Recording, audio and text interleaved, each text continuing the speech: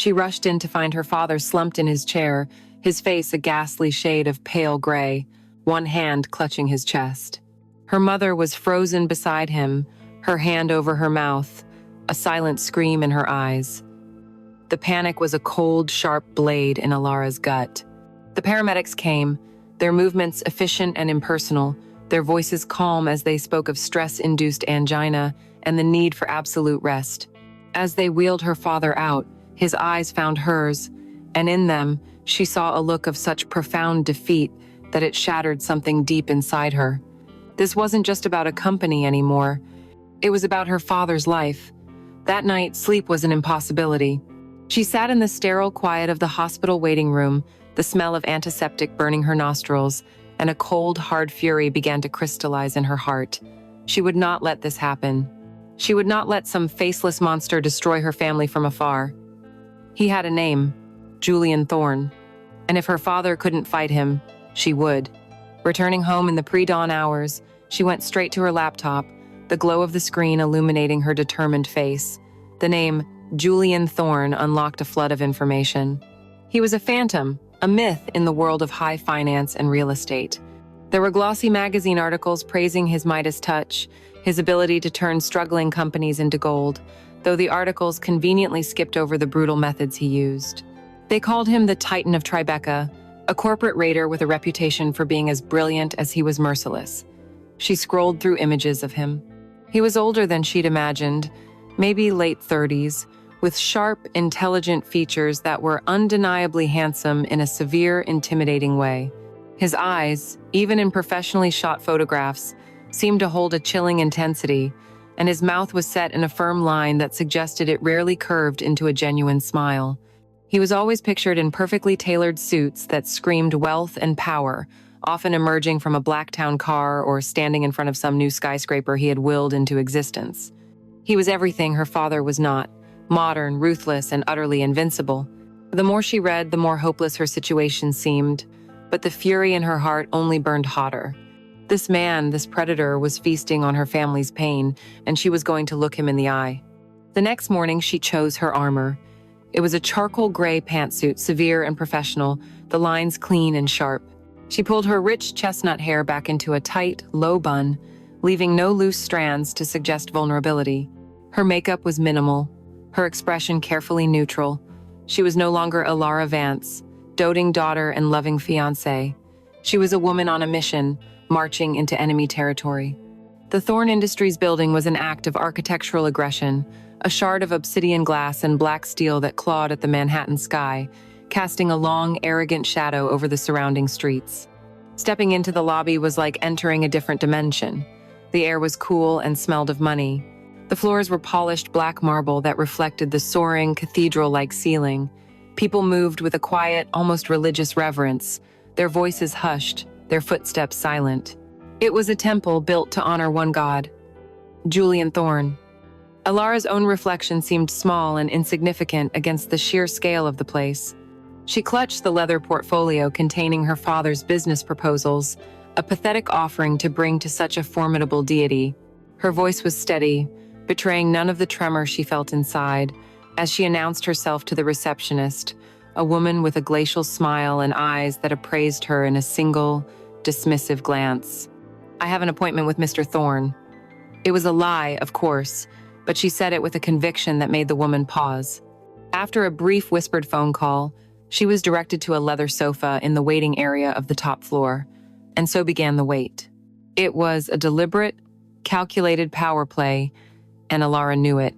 The executive assistant, a woman who moved with the silent efficiency of a panther, informed her that Mr. Thorne was in a meeting and would be with her shortly stretched from 1 hour into 2, then 3. The silence of the waiting area was deafening, broken only by the whisper-soft chime of the private elevator and the distant, muffled ringing of phones. Alara watched as men in suits 10 times the price of hers were ushered in and out with deferential nods. She felt the weight of their passing glances, their unspoken questions. Who was she? What was she doing here? She felt like an imposter, a commoner who had wandered into the king's court by mistake. She rehearsed her speech in her head, the words turning to ash in her mouth. How could she possibly appeal to the humanity of a man who seemed to have none? Her courage began to fray, replaced by a rising tide of humiliation and despair. With every tick of the ridiculously large clock on the wall, she felt smaller, her purpose shrinking, her anger dissolving into the cold, hard certainty that she had made a terrible mistake. She was just about to stand up to admit defeat and flee, when the assistant reappeared, her expression unreadable. "Mr. Thorne will see you now." The elevator ascended in unnerving silence, a quiet hum that echoed the frantic pounding in Alara's chest. The doors opened not into a reception area, but directly into the office itself, a vast expanse of space that felt more like a modern art gallery than a place of work. The room was a study in controlled, minimalist power. 3 of the walls were seamless sheets of glass, offering a breathtaking, godlike panorama of Manhattan. The city sprawled below, a toy set of buildings and bridges, and for the first time, Alara understood how a man could look down on all of this and believe he was the master of it all.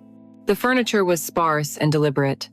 A massive, dark wood desk that seemed to float in the center of the room, polished to a mirror shine and conspicuously empty, save for a sleek laptop and a single, abstract sculpture of twisted metal.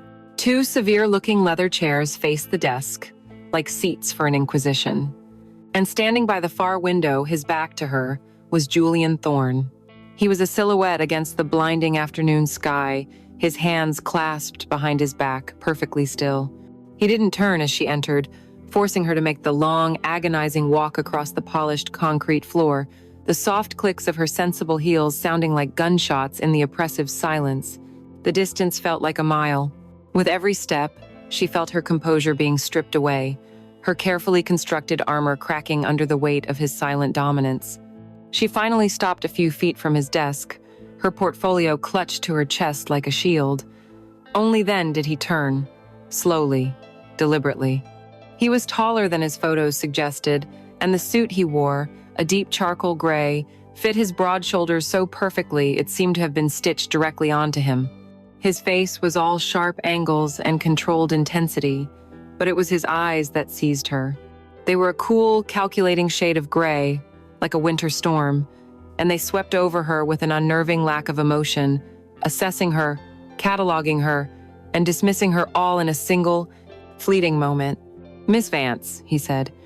His voice was a low, resonant baritone, smooth and controlled, yet it held an undercurrent of impatience. "You have 5 minutes." He didn't offer her a seat.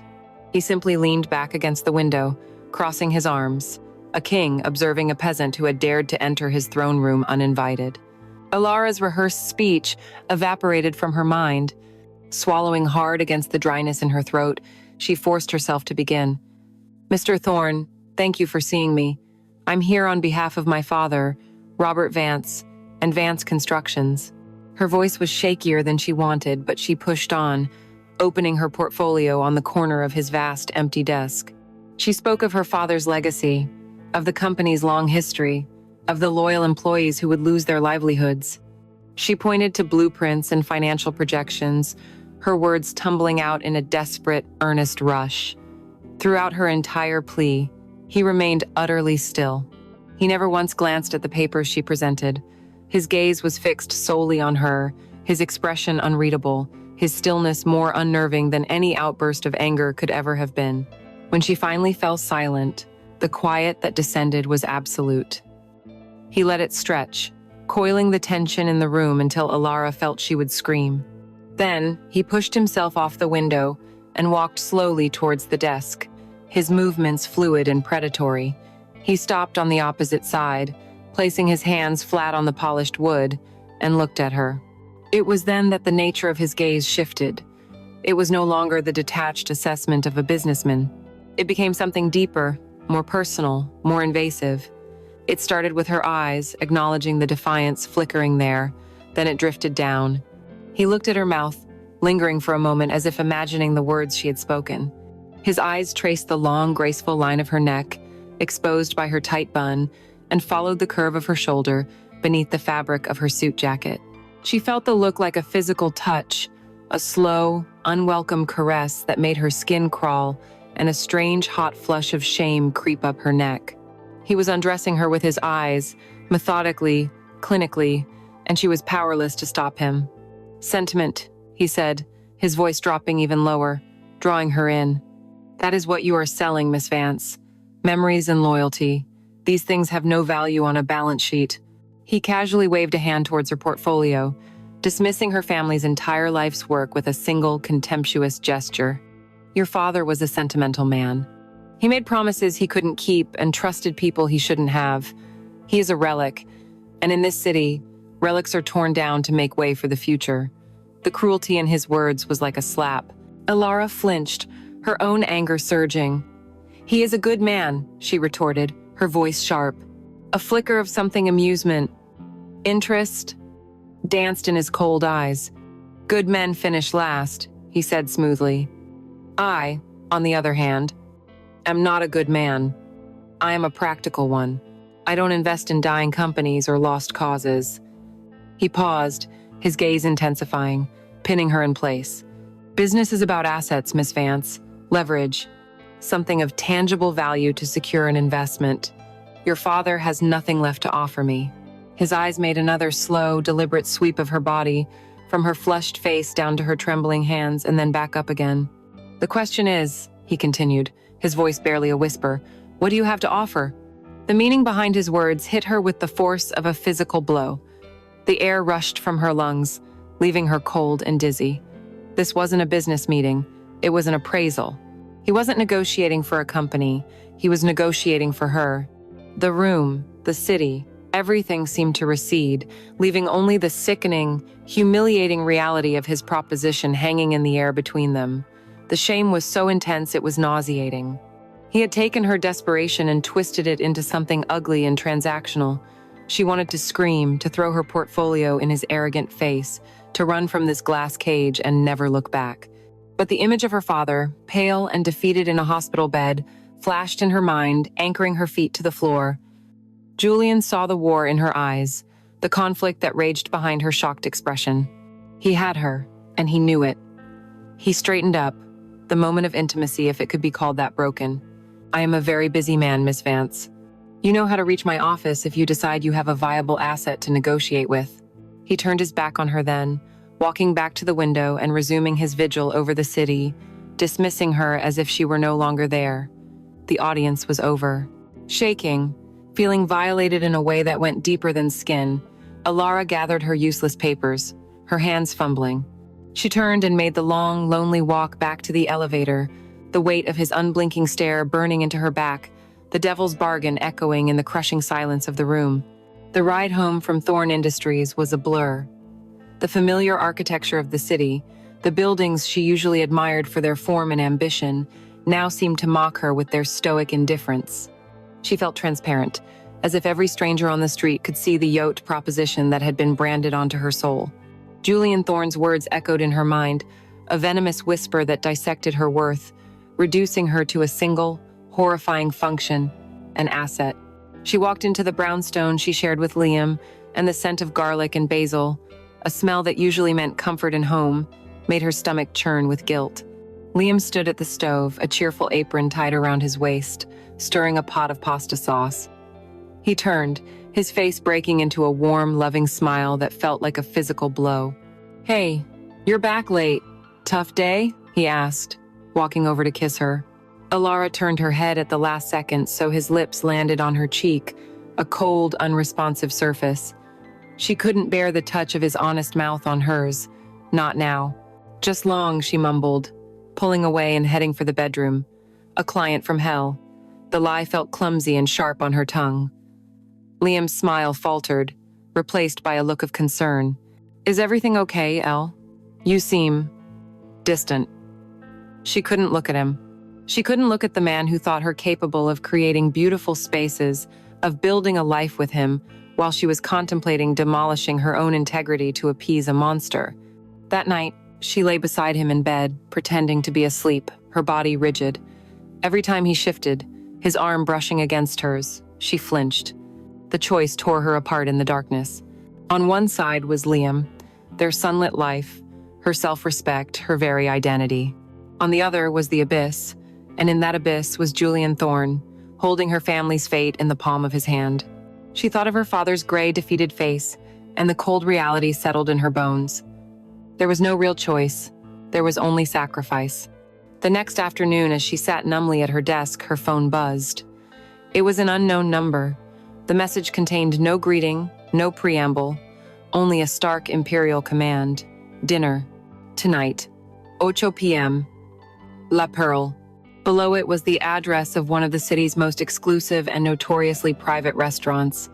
It wasn't a request, it was a summons. He was calling in her surrender. Her fingers trembled as she typed her reply, a single word that sealed her fate. Okay. Telling Liam was the second hardest thing she had ever done. She found him sketching in his notebook, and she stood in the doorway, her heart a block of ice in her chest. I have to go out again tonight, she said, her voice sounding thin and foreign to her own ears. A networking thing.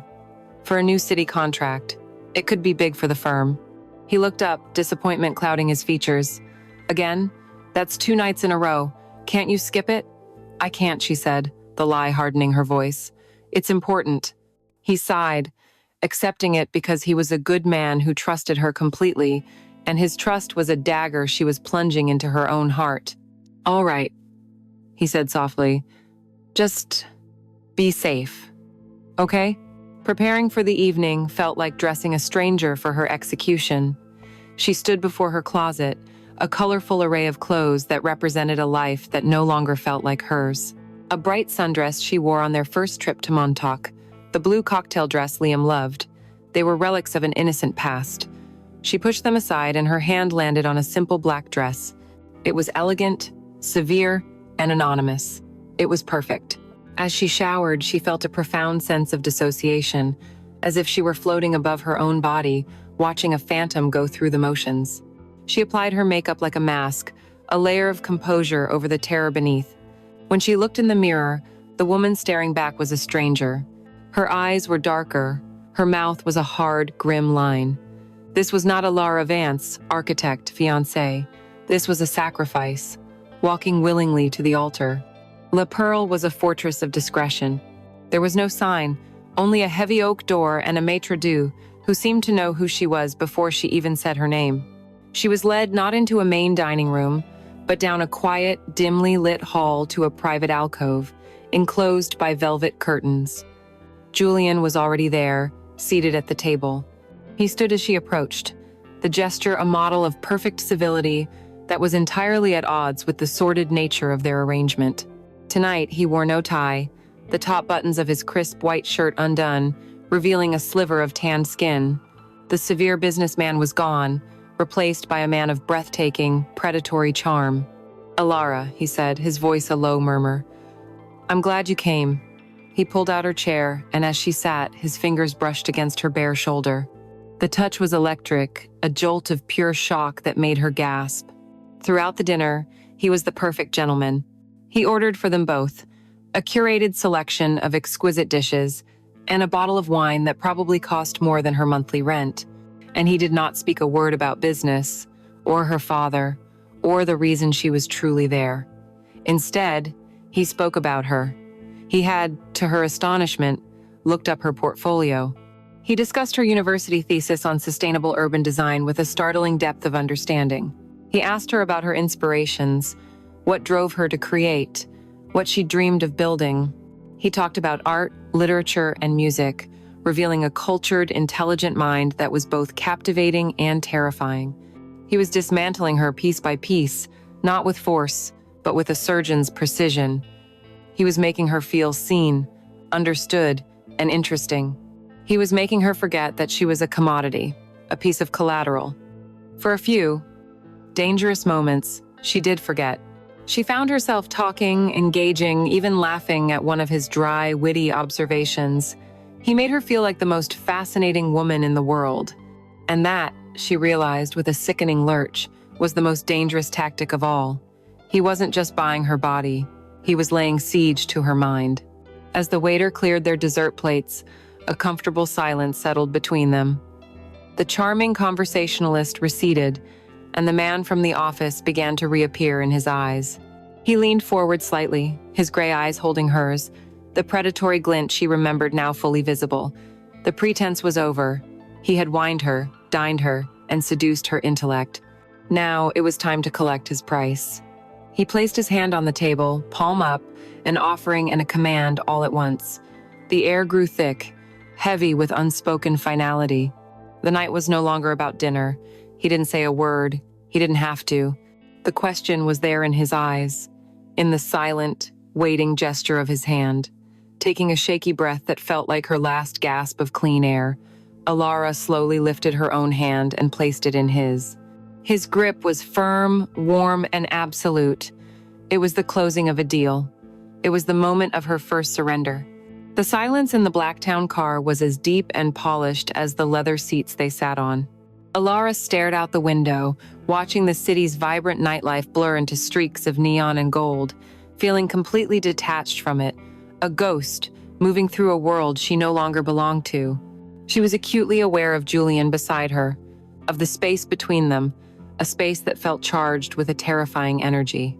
He didn't speak, didn't look at her, simply stared straight ahead, a man completely at ease while her own heart hammered against her ribs like a trapped bird.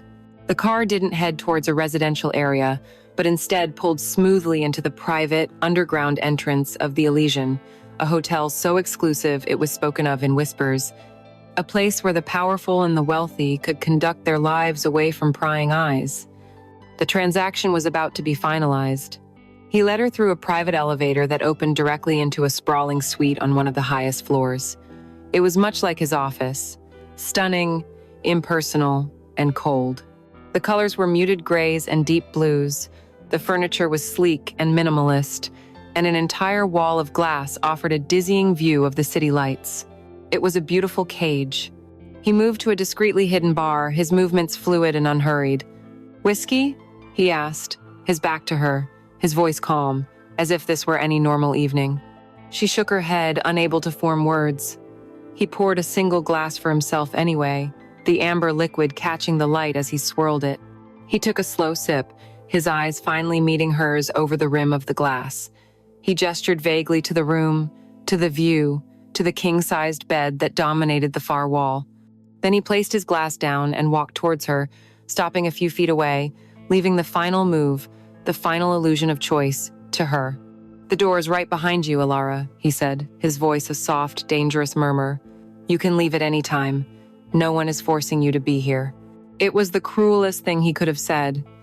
It was a lie, a beautifully crafted piece of theater that placed the full weight of the sordid act to come directly onto her shoulders. He was not the villain forcing her hand. He was merely an observer to her choice. In that moment, she hated him with a purity that burned through her fear. But the image of her father's frail form in a hospital bed was a vice around her heart. Leaving wasn't a choice, it was a fantasy. With a slow, deliberate movement that felt like it was tearing her soul in two, Alara shrugged off the light coat she was wearing, letting it fall to the floor in a soft, dark pool. It was a flag of surrender.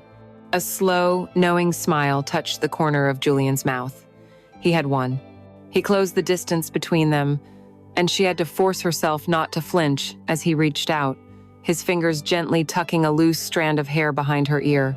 His touch was surprisingly warm, sending a shiver down her spine. "That's a good girl," he whispered. The words a condescending pat on the head that both humiliated and paralyzed her. His hands went to the back of her neck, his fingers cool against her skin, as he found the zipper of her black dress. The sound of it slowly descending was unnervingly loud in the quiet room, a final countdown to her own undoing. He eased the fabric off her shoulders, letting it slide down her body to join her coat on the floor. She stood before him in nothing but her black lace lingerie, feeling utterly exposed, like a specimen under a microscope. His gaze was methodical, appreciative, and completely devoid of warmth. It lingered on the swell of her breasts, barely contained by the delicate lace of her bra, then moved down to the curve of her waist and the flare of her hips. She was trembling, a mix of cold, fear, and a strange, shameful flicker of something else, a primal awareness of his intense focus on her body. "You're even more beautiful than I imagined," he murmured, his voice thick now. He lowered his head, his lips brushing the sensitive skin of her neck, and she gasped, a strangled protest escaping her. "Julian, this is wrong. We shouldn't." He cut her off, his mouth moving to her shoulder, his teeth grazing her skin lightly. "Shh," he commanded softly. "Don't speak. Don't think." His hands moved to her back, expertly unclasping her bra, and the last piece of her armor fell away.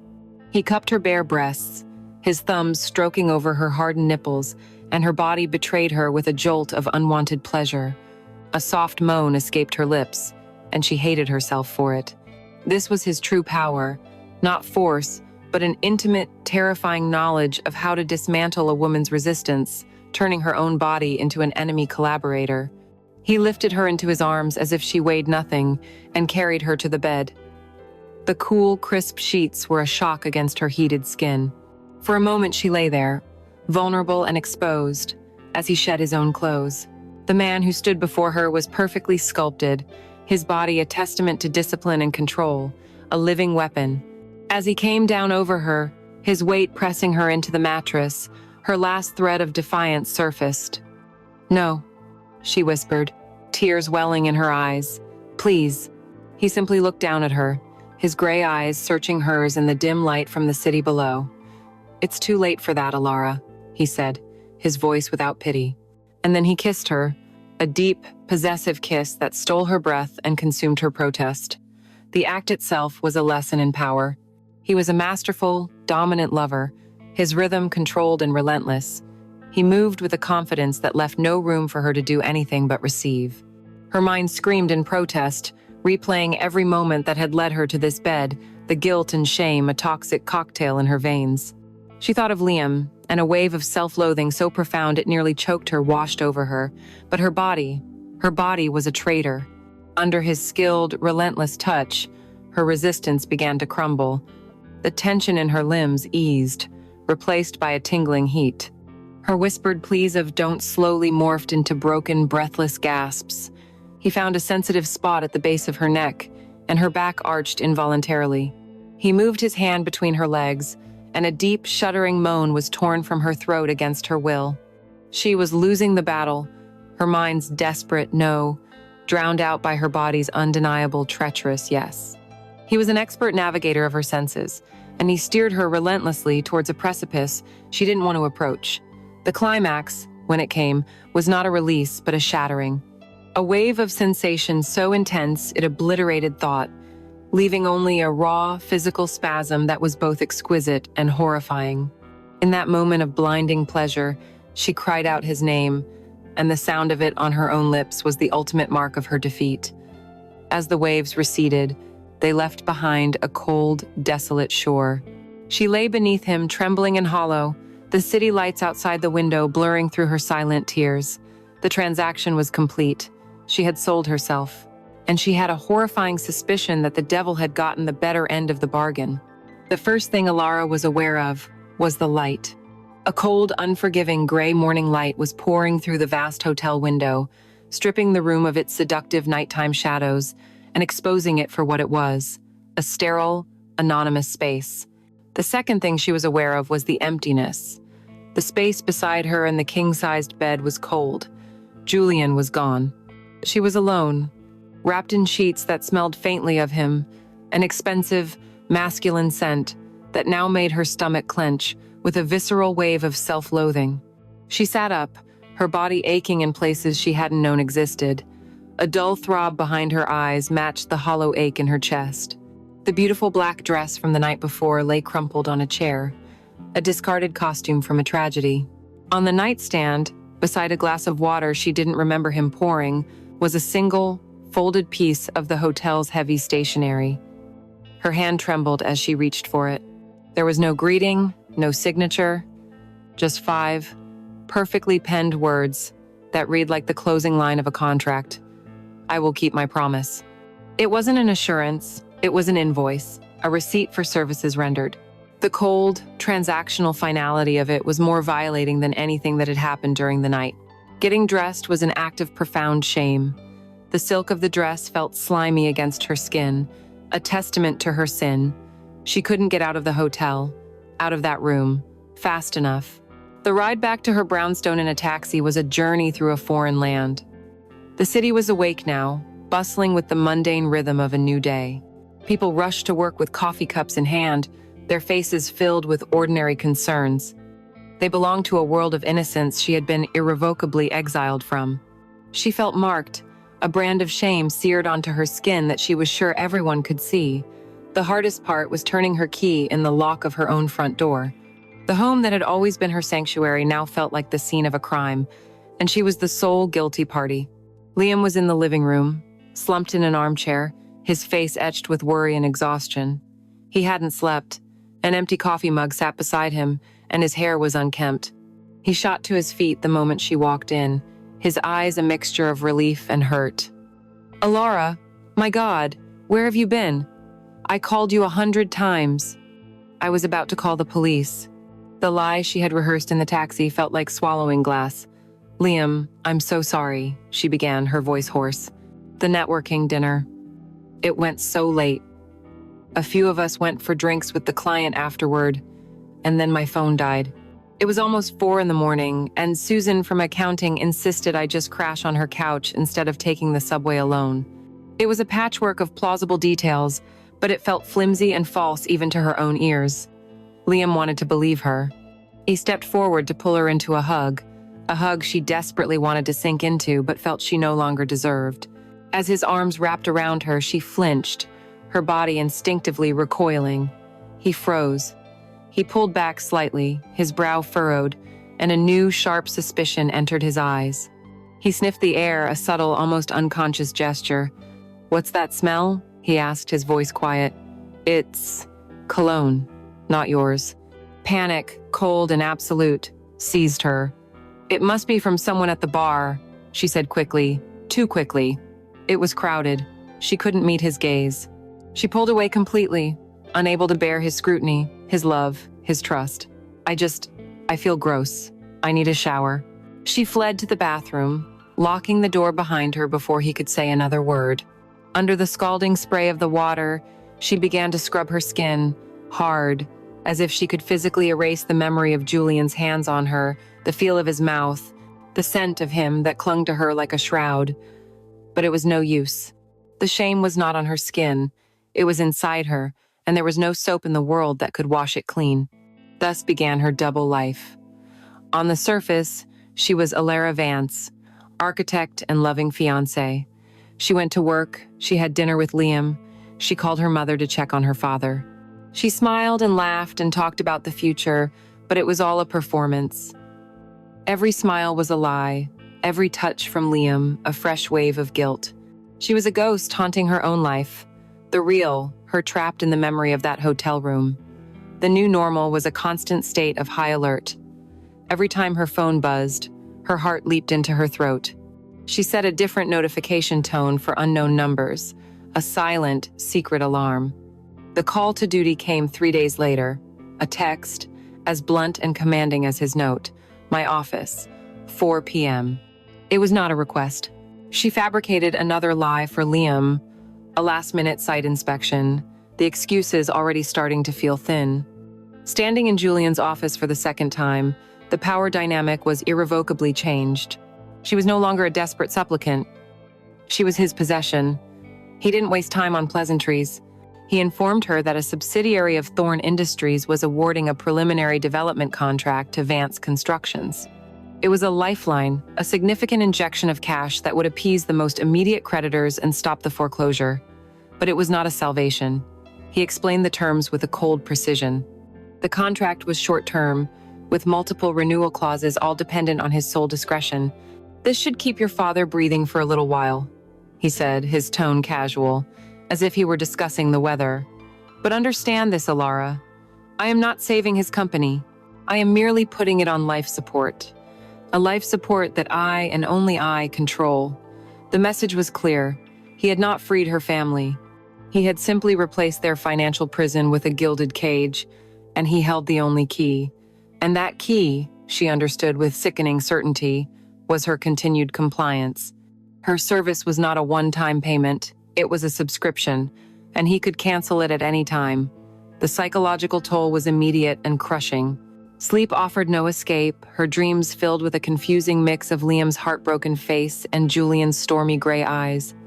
At work, she would stare at blueprints for hours, unable to focus. How could she design honest spaces when her own life was a twisted architecture of deceit? She hated Julian with a terrifying intensity. She hated him for his cruelty, for his power, for the way he had exploited her love for her family. But in the dead of night, in the deepest, most shameful corner of her mind, she would remember the way her body had betrayed her in his arms, the involuntary surge of a pleasure so profound it had frightened her. And with that memory came a confusing, terrifying new emotion, a sliver of dark curiosity. She hated the man, but she was now irrevocably tethered to the master of her ruin. The arrangement settled into a horrifying new rhythm, a secret, dissonant chord playing under the melody of her everyday life. Julian's summonses were unpredictable, arriving as terse, commanding texts at any hour, showing a complete disregard for her schedule, her commitments, her life with Liam. The Met. Egyptian wing. 1 hour. My car will be outside your office at 9. Each message was a ticking bomb that sent her scrambling to invent plausible lies, each one more elaborate and fragile than the last. A sudden deadline, a forgotten meeting with a contractor, a friend having a crisis. The web of her deceit grew, and she felt herself becoming entangled, a spider and a fly in the same trap. The nature of their encounters began to change as well. While many nights still ended in the cold anonymity of the Elysian hotel suite, the preamble was different. He was no longer just collecting his payment. He seemed to be demanding her time, her presence. He would walk her through a quiet art gallery, his hand resting lightly on the small of her back, pointing out the brushstrokes of a Degas or the stark lines of a Rothko, his observations sharp and insightful. He would have her meet him at a discreet, dark-paneled bar where he would order her a specific cocktail, watching her intently as she drank it. During these times, he rarely touched her, yet his possessiveness was a palpable force, a low hum of energy in the space between them. The physical act itself also evolved. It was still dominant, still centered on his desires, but a new, unsettling intimacy began to creep in.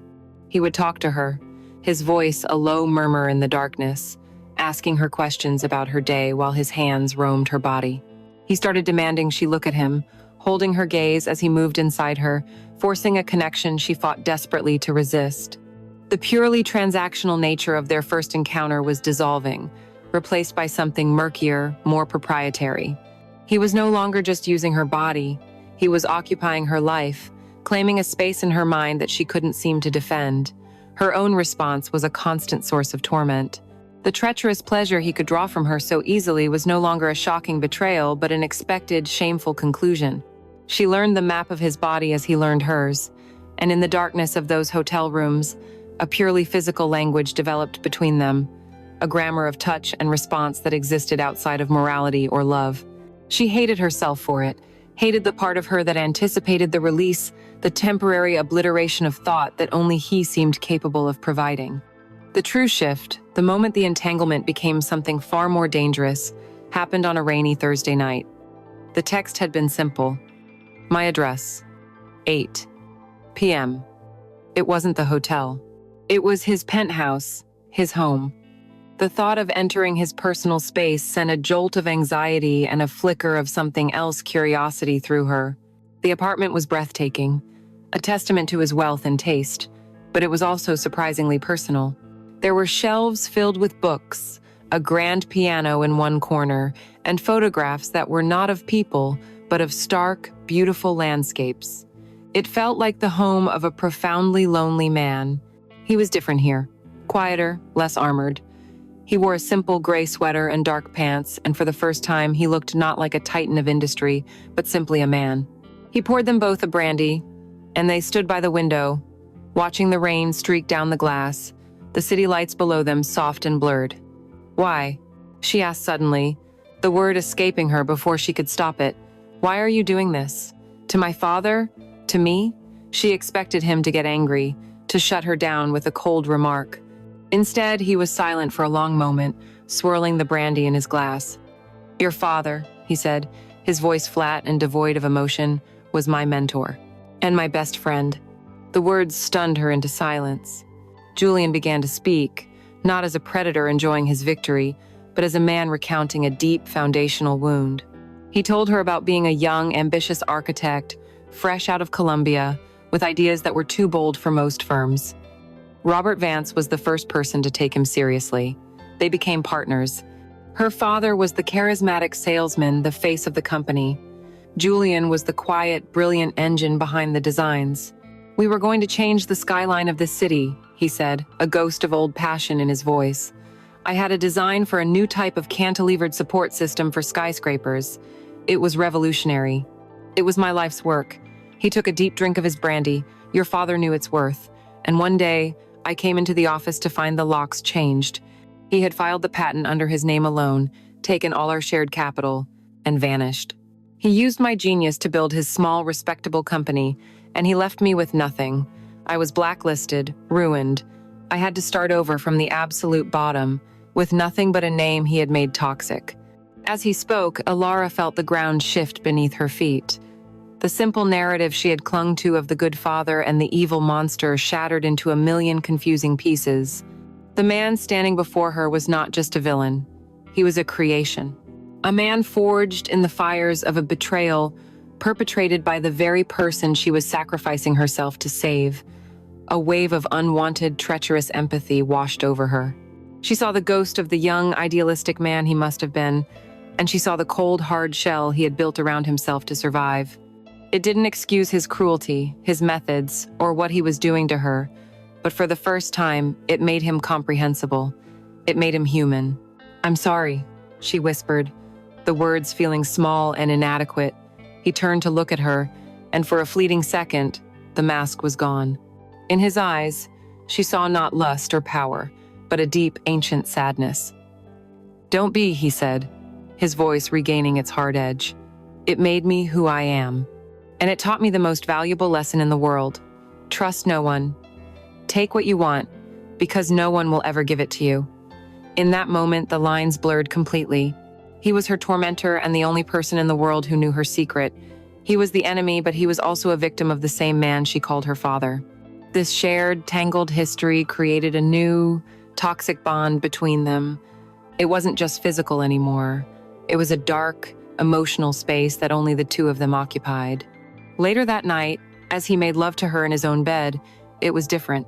There was a desperation in his touch, a raw hunger that felt less like lust and more like a need to conquer the ghosts of the past. And as she lay there, she was no longer just a body being used. She was a participant in a long, tragic story, her own chapter inextricably and ruinously linked to his. The weeks that followed Julian's confession settled into a strange, unsettling rhythm. The knowledge of his past with her father had become a splinter in Alara's mind, complicating every interaction, poisoning every memory. She looked at her father, now slowly regaining his health and a shadow of his old confidence thanks to Julian's carefully controlled lifeline, and she saw not just her dad, but a man capable of profound betrayal. She felt a growing sense of alienation, of living in a world of ghosts and lies. Liam's unwavering love, once her anchor, now felt like a constant, painful reminder of the person she used to be. The chasm between them was widening, filled with all the truths she could never speak. She was an island, and the only other inhabitant of her strange, lonely world was Julian. He was no longer just her tormentor, he was her confessor, the keeper of her secrets, the co-author of her ruin. The breaking point, the moment the frayed threads of her composure finally snapped, came on a Sunday. It was a day of forced family pleasantries, a dinner at her parents' house meant to celebrate her father's improving health. Mr. Vance was holding court at the head of the table, his voice stronger than it had been in months. He was talking about a new business venture, his eyes shining with a familiar, optimistic light. "It's all about integrity in this business," he declared, raising a glass of wine. "Your name, your word, that's the only real currency you have." The hypocrisy of the statement struck Alara with the force of a physical blow. She looked at her father, puffed up with self-righteousness, and felt a surge of white-hot rage. She was sleeping with his greatest enemy, selling her body and soul to pay for the sins he was so casually dismissing, and he dared to speak of integrity. The air in the room suddenly felt thick, suffocating. She stood up abruptly, her chair scraping loudly against the hardwood floor. "I have to go," she mumbled, ignoring her mother's concerned questions and her father's irritated frown. She fled, escaping the house as if it were on fire. She drove with no destination in mind, the city lights smearing past her rain-streaked windshield. She was trembling, not with guilt, but with a furious, desperate loneliness. She didn't belong with her family, not anymore. She didn't belong with Liam. The only person on the planet who understood the twisted, ugly truth of her life was Julian. The thought was a magnetic pull, an instinct that took over. Before she even realized what she was doing, she was parking her car in the private garage beneath his building. She didn't call, didn't text. This was not a summons. This was an impulse, a desperate need to go to the only place where she didn't have to pretend. In her closet, hidden in the back, was a dress she had bought on a whim months ago and never had the courage to wear. It was the color of blood and wine, a deep crimson silk that clung to every curve. Tonight, she had put it on without a second thought. It was a declaration. As she rode the elevator up, she looked at her reflection. The woman staring back was a stranger, her eyes blazing with a reckless light. The walk to his apartment door was not the hesitant shuffle of a victim, but the purposeful stride of a woman who had finally stopped fighting the current and had decided to drown. Julian opened the door himself, and the surprise on his face was immediate and unguarded. He was dressed down, in a simple black t-shirt and gray trousers, a book in one hand. He was clearly not expecting anyone. He took in the sight of her, the red dress, her rain-dampened hair, the storm in her eyes, and his expression shifted from surprise to a dark, knowing intensity. "Ilara," he said, his voice a low rumble. She didn't answer. She walked past him into the apartment, the scent of rain and her perfume filling the space. He closed the door, the soft click sealing them inside, away from the rest of the world. She turned to face him, her heart hammering a wild, frantic rhythm against her ribs. All the anger, the frustration, the loneliness of the past few weeks culminated in that one taut moment. And then she broke. She closed the distance between them in 3 quick strides and crashed her mouth against his. It was not a kiss of tenderness or seduction. It was a kiss of raw, violent necessity. It was a desperate, angry, and hungry collision. And he responded instantly, his surprise consumed by a wave of pure, primal desire. His arms wrapped around her like steel bands, pulling her flush against him, lifting her off her feet. The book he was holding fell to the floor with a dull thud. His mouth was as demanding as hers, a battle for dominance that neither of them wanted to win. There were no words. There was only the sound of their ragged breathing, the rustle of clothing, the soft thud as he pressed her back against the cold, hard wall of the foyer. The passion was a wildfire, consuming everything in its path. It was fierce, almost savage. This wasn't a transaction. It was a mutual immolation. His hands tangled in her hair, tilting her head back, while his mouth moved to her neck, her collarbone. One of his hands slid down her back, gripping the curve of her buttocks through the thin silk of her dress, pressing her impossibly closer. "Julian," she gasped, her nails digging into the muscles of his shoulders. His name was not a plea or a protest. It was a prayer. He tore his mouth from her skin, his forehead pressing against hers, his breathing harsh. "Ilara," he groaned, his voice thick with a desire that matched her own. "Tell me you want this." It wasn't a question from the man in control. It was the plea of a man on the brink of losing it. And for the first time, she could answer with the absolute, unvarnished truth. "I want this," she breathed. The confession a release of a pressure she didn't even know she'd been holding. "God, Julian, I want this." The words broke the dam. He lifted her, her legs wrapping around his waist as he carried her, not to the bedroom, but to the large sofa in the living room, sending cushions scattering to the floor. There was no slow undressing, only a frantic tearing away of barriers. The delicate strap of her dress snapped under the urgency of his hands. He pushed the crimson silk down, exposing her breasts to his hungry gaze, and she arched into his touch, a low, guttural cry escaping her throat. This was not the reluctant surrender of their first time. This was a ravenous, mutual claiming. They were 2 lost souls colliding in the dark, finding a temporary, violent solace in each other's bodies. As he moved inside her, the rhythm was not controlled or methodical. It was a frantic, desperate dance, a search for something neither of them could name.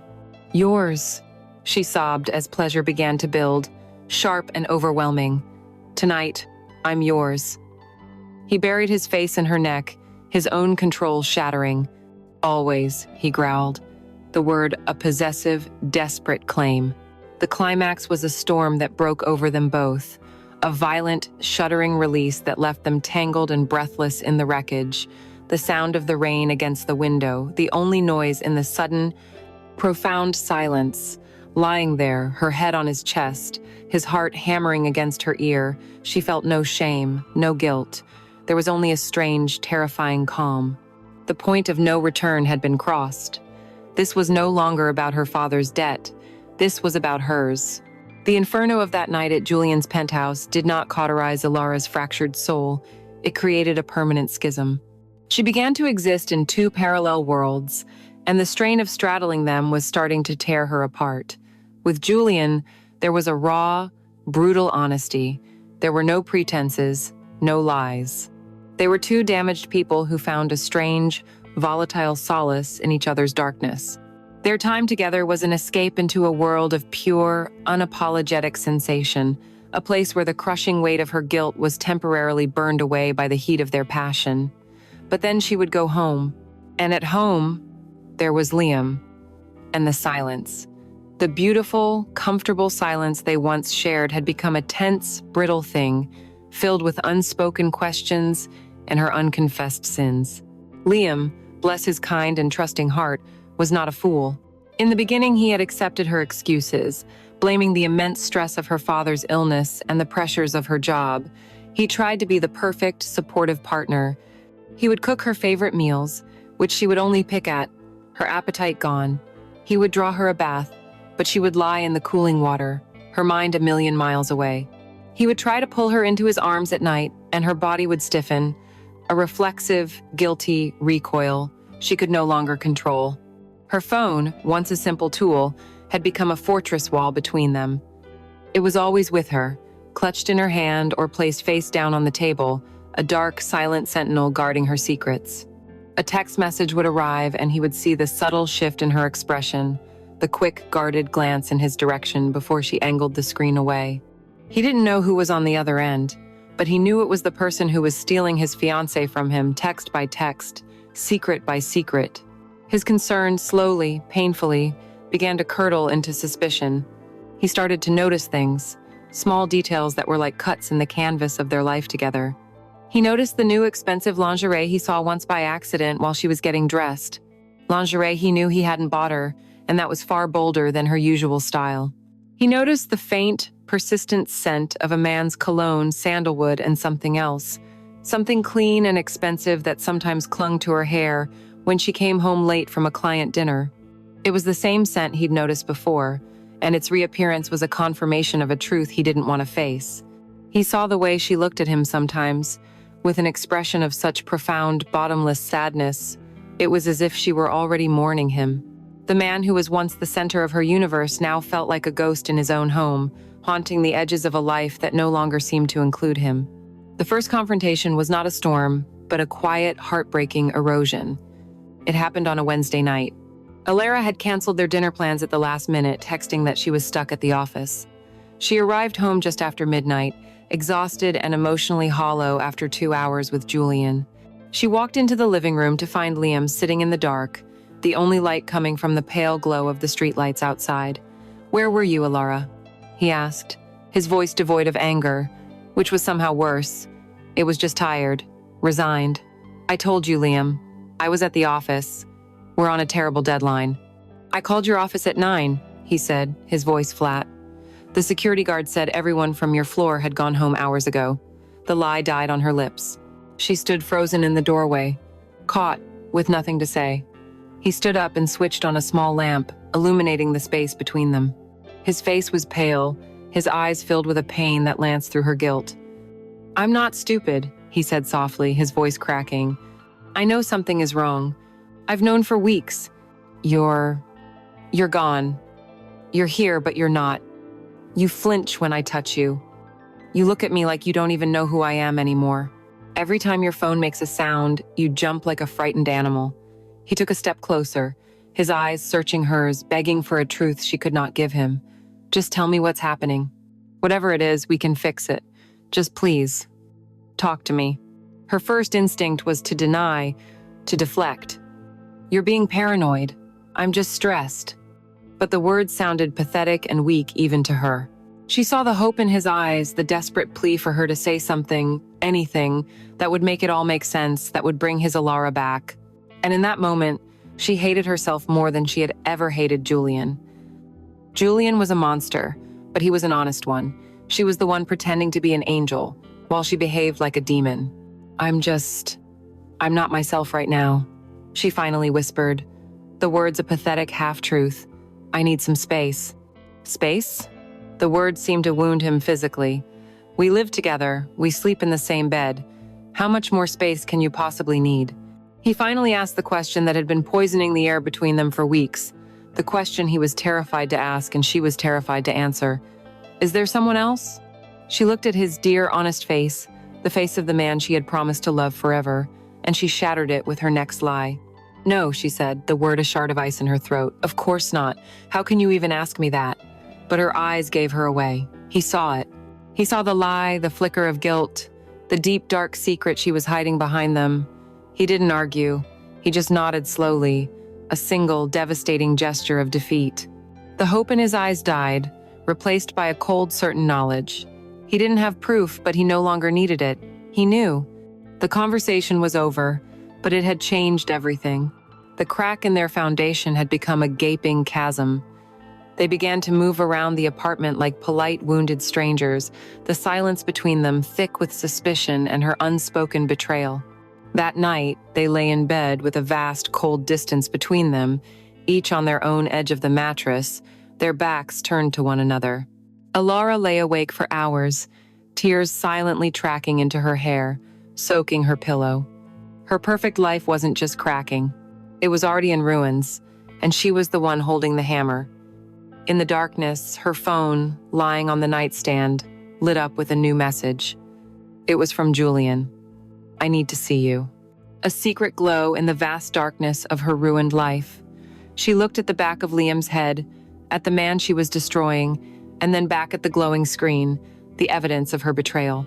She was caught between two worlds, and she was beginning to realize she might not survive either of them.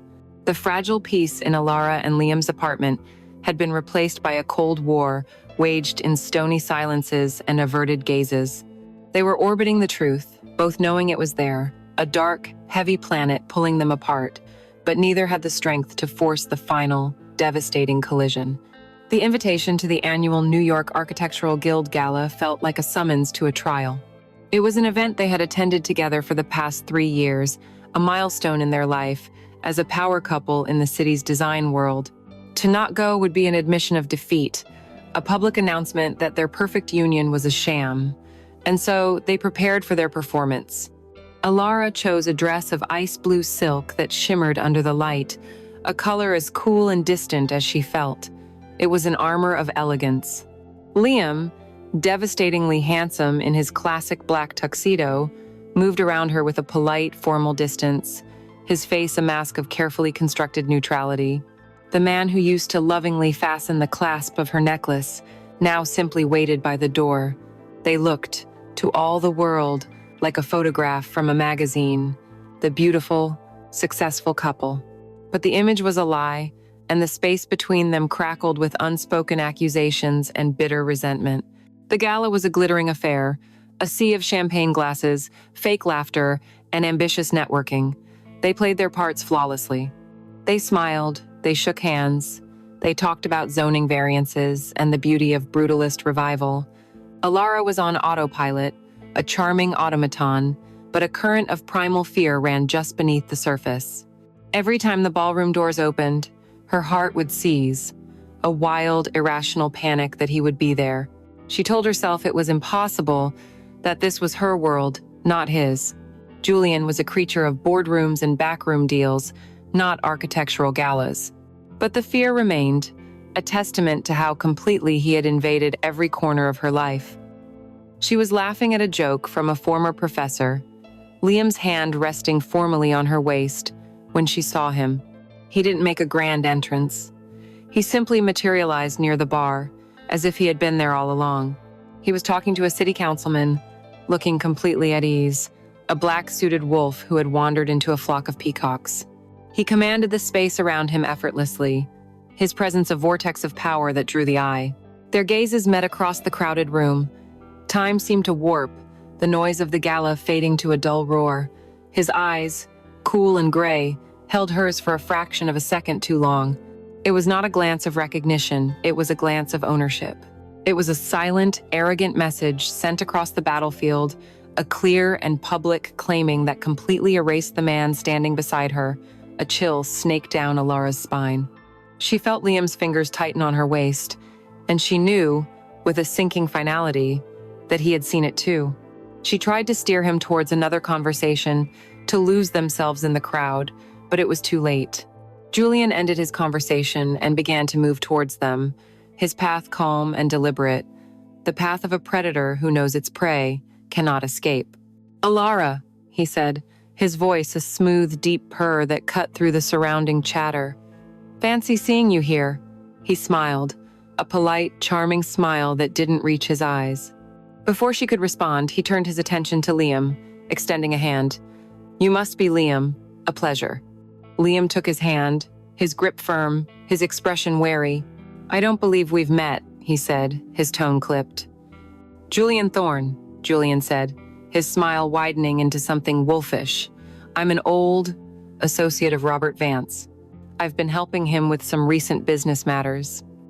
He was positioning himself as a family friend, a benevolent figure, and the audacity of it made Alara feel physically ill.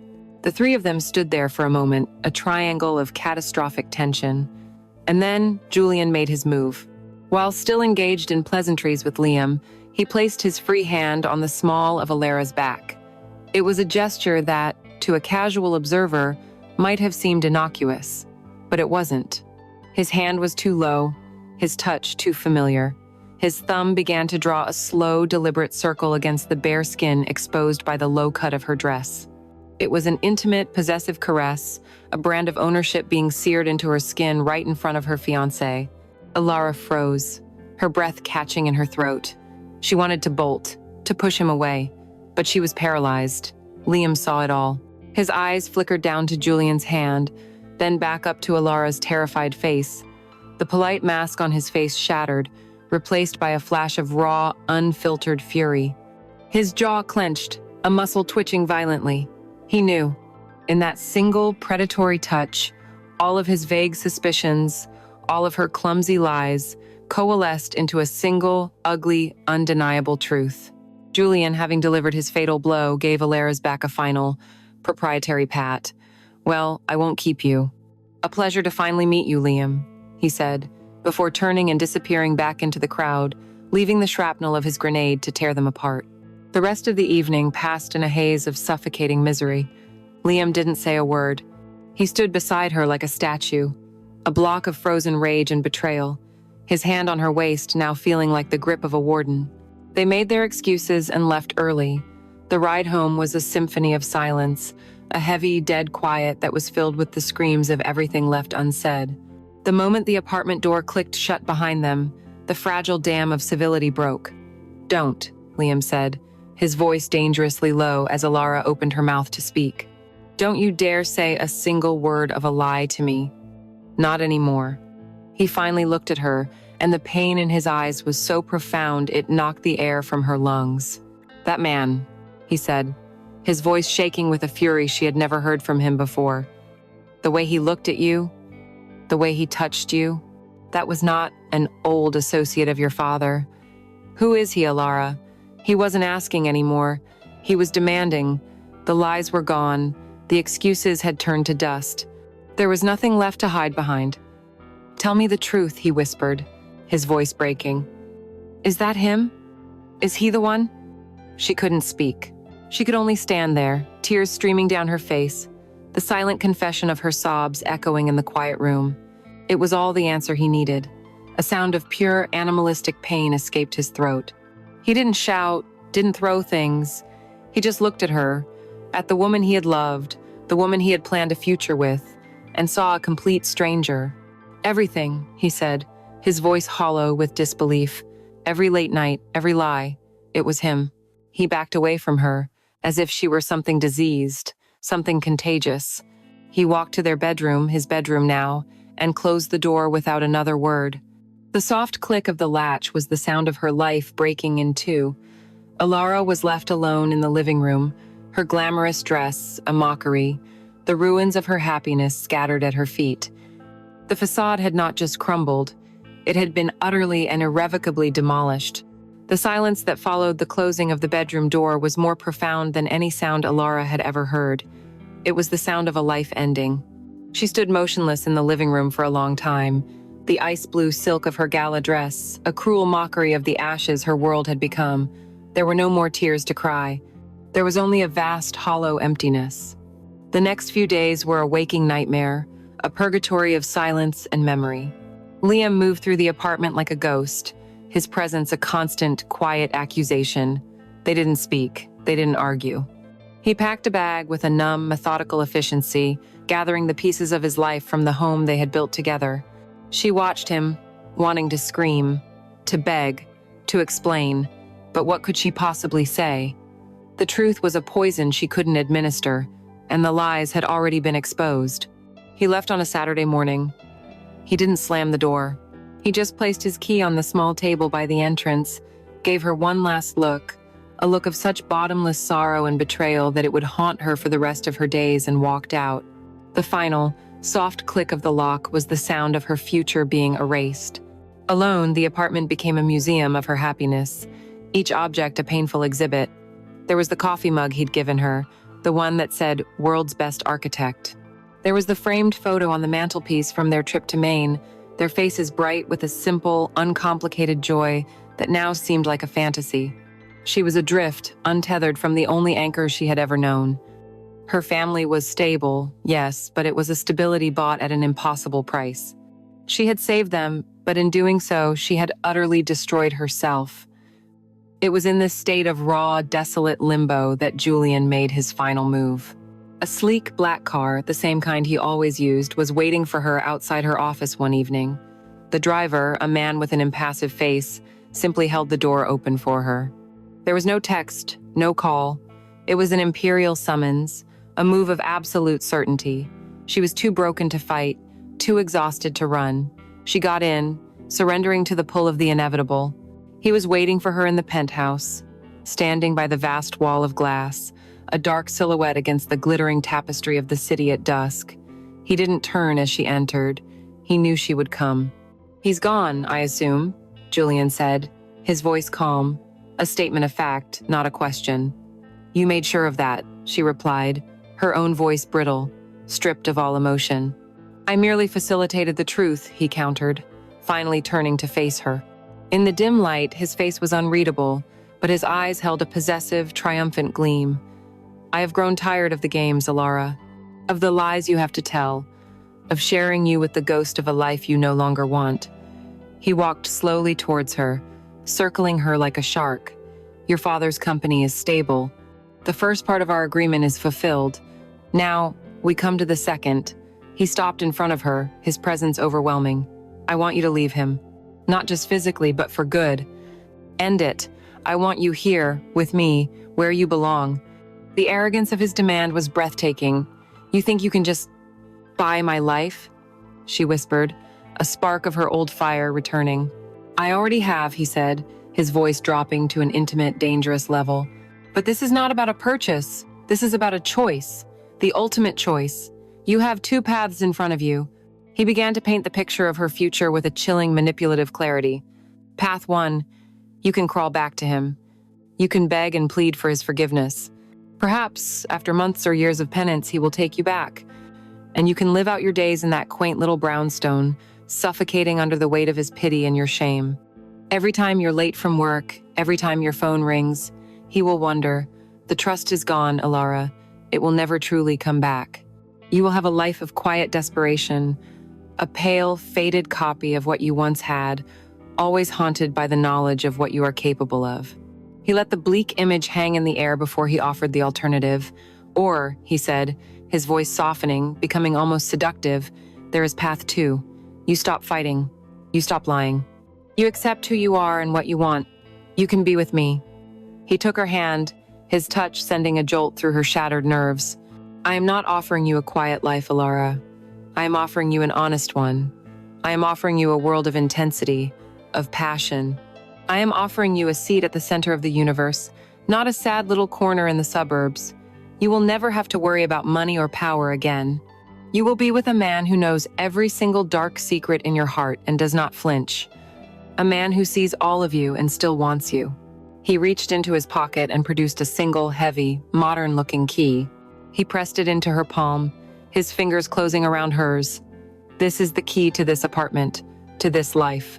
Everything you see, he said, gesturing to the city sprawling beneath them, can be ours. She stared at the cold, hard metal in her hand. It felt impossibly heavy. He was offering her a gilded cage, a prison of luxury and passion, but a prison nonetheless. And yet, the thought of no more lies, no more hiding, was a siren's call to her exhausted soul. The life he described with Liam was devastatingly accurate. Could she really live with that ghost of betrayal between them forever? She looked at him, at this brilliant, damaged, ruthless man who had systematically taken her life apart and was now offering to reassemble it in his own image. Rage, despair, and a terrifying magnetic pull warred within her. "You've ruined me," she choked out. "No," he said, his voice firm. "I have revealed you. Now, you must choose who you want to be." He didn't press for an answer. He simply let go of her hand, confident. He had laid his trap perfectly. The choice was hers, but he had made sure there was only one real option. She left his apartment in a daze, the key still clutched in her fist. She walked for hours, her feet carrying her aimlessly through the city streets until she found herself on the Brooklyn Bridge, the cold night wind whipping at her hair. She stood in the middle of the walkway, suspended between the two shores, the traffic, a river of light below her. She was caught between two lives, two futures, two men. She slowly unclenched her fist and looked at the key from Julian. It represented power, passion, a brutal honesty, a future. Then she looked down at her other hand, at the brilliant diamond engagement ring Liam had given her. It sparkled under the city lights, a relic from another lifetime. It represented love, trust, purity, a home, a promise she had already shattered beyond repair. Tears streamed down her face as she looked from the ring to the key and back again. The choice was hers. A broken past or a gilded future. A ghost or a monster. She stood there, frozen in time, the weight of her ultimate choice, a crushing, unbearable burden. 4 tháng sau, mùa đông đã giáng xuống New York, khoác lên thành phố một tấm áo choàng màu xám lạnh lẽo và một vẻ đẹp khắc khổ, lấp lánh. Tuyết rơi nhẹ bên ngoài cửa sổ kính từ trần đến sàn, những bông tuyết tan chảy khi chạm vào mặt kính ấm áp. Bên trong căn hộ áp mái, không khí ai am lặng và tĩnh lặng. Không gian rộng lớn, được bài trí theo phong cách tối giản hoàn hảo, những món đồ nội thất đắt tiền, những tác phẩm nghệ thuật trừu tượng và không một vật dụng cá nhân nào lạc lõng. Đó có thể là nhà của anh, hoặc có thể là của cô. Sự khác biệt dường như không còn quan trọng nữa. Elara đứng bên cửa sổ, nhìn xuống thành phố đang bị tuyết bao phủ. Cô mặc một chiếc váy len cashmere màu kem mềm mại, tay cầm một ly rượu vang đỏ mà cô không hề uống. Cô đã thay đổi. Sự hoảng loạn điên cuồng trong mắt cô đã biến mất, được thay thế bằng một sự tĩnh lặng trống rỗng, một sự bình yên đáng sợ. Nét mặt cô thanh tú và vô cảm, giống như một bức tượng điêu khắc tinh xảo về sự tiếc nuối. Cô đã thắng. Đó là sự thật không thể chối cãi. Một vài tuần sau đêm định mệnh trên cây cầu, một dòng vốn đáng kể đã được rót vào Vance Constructions từ một nhà đầu tư ẩn danh. Hợp đồng được bảo đảm, các khoản nợ được thanh toán và công ty của cha cô không chỉ được cứu sống mà còn đang trên đà phát triển mạnh mẽ. Cha mẹ cô giờ đây hạnh phúc, an tâm và hoàn toàn không biết gì về cái giá của sự an toàn của họ. Họ tự hào về cô, nói với bạn bè rằng chính sự kiên trì và những mối quan hệ kinh doanh của Elara đã cứu họ. Họ nhìn cô và thấy một vị cứu tinh. Họ không thấy những mảnh vỡ mà cô đã che giấu quá khéo léo. Chiến thắng có vị như tro tàn trong miệng cô. Liam đã biến mất khỏi cuộc đời cô như thể anh chưa từng tồn tại. Không có những cuộc cãi vã nảy lửa, không có những lời buộc tội cay đắng. Chỉ có một sự trống rỗng, đau đớn. Cô đã cố gắng gọi cho anh một lần, một tuần sau khi anh rời đi, nhưng anh không trả lời. Thay vào đó, cô nhận được một email từ luật sư của anh về việc phân chia tài sản của họ trong căn hộ ở Brownstone. Anh đã để lại cho cô mọi thứ, không muốn giữ lại bất cứ thứ gì có thể gợi nhớ về cô. Sự I am lặng của anh còn tàn nhẫn hơn bất kỳ lời nói giận dữ nào. Nó nói rằng cô không còn đáng để anh phải tốn công sức, rằng cô đã trở thành một người xa lạ mà anh không còn nhận ra. Đôi khi vào lúc nửa đêm, cô sẽ tỉnh giấc, trong lòng hoảng sợ, đưa tay sang phía bên kia giường, mong đợi một cách vô vọng sẽ tìm thấy sự ấm áp quen thuộc của anh. Nhưng chỉ có sự lạnh lẽo của những tấm ga trải giường bằng lụa Ai Cập. Và Julian là một tiếng vang thường trực, một bóng ma đã định hình lại thế giới của cô. Mối quan hệ của họ, dù nó đã tiếp tục hay đã kết thúc vào đêm cô đưa ra lựa chọn, đã để lại một dấu ấn không thể xóa nhòa. Anh đã dạy cho cô những bài học khắc nghiệt về quyền lực, về cái giá của mọi thứ và về sự thật rằng đôi khi sự trung thực tàn nhẫn nhất lại là một loại giải thoát.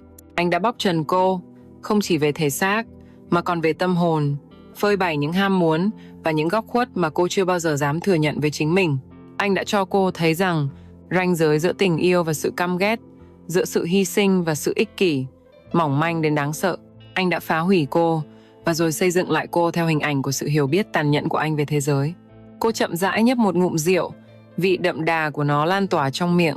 Cô nhìn xuống bàn tay đang cầm ly rượu của mình, ngón tay đeo nhẫn của cô để trần. Chiếc nhẫn đính hôn, biểu tượng cho một tương lai đã mất, hiện đang nằm trong một hộp ký gửi an toàn ở ngân hàng, một di tích của một người phụ nữ đã chết. Cho dù cô đã chọn chiếc chìa khóa hay đã vứt bỏ cả chiếc chìa khóa và chiếc nhẫn, kết quả cuối cùng vẫn là như nhau. Cô đã bị bỏ lại một mình trong chiếc lồng son này, nhìn ra một vương quốc mà cô đã mua bằng chính linh hồn của mình. Cô có tất cả mọi thứ mà người ta có thể mong muốn: sự an toàn, sự giàu sang, sự tự do khỏi những lo lắng tầm thường. Và cô không có gì cả. Sự ấm áp, niềm tin và tình yêu trong sáng đã bị đánh đổi lấy sự tồn tại lạnh lẽo, trống rỗng này. Người kể chuyện thì thầm, giọng nói trầm ấm và u buồn như một lời tâm sự lúc nửa đêm. Cô đã bước vào hang sư tử để cứu gia đình mình khỏi kẻ thù của cha cô. Và bằng một sự trớ trêu tàn nhẫn của số phận, cô đã thành công vượt xa những gì mình tưởng tượng. Công ty được cứu, gia đình được an toàn, kẻ thù đã được thỏa mãn. Cô đã thắng trong mọi cuộc chiến quan trọng. Nhưng khi đứng trong sự im lặng của chiến thắng, nhìn ra thành phố mà cô đã chinh phục, cô cuối cùng cũng nhận ra sự thật kinh hoàng. Cô đã cứu gia đình mình khỏi người đàn ông đó, nhưng cô lại không thể cứu chính mình khỏi anh ta. Và nguy hiểm hơn, cô không thể cứu mình khỏi những ham muốn đen tối nhất, những góc khuất trong chính tâm hồn mình mà anh ta đã phơi bày ra ánh sáng. Đôi khi, chiến thắng không phải là sự tôn vinh. Đôi khi, đó chỉ là một vết sẹo đẹp đẽ, một lời nhắc nhở vĩnh viễn về tất cả những gì đã mất mát trong trận chiến.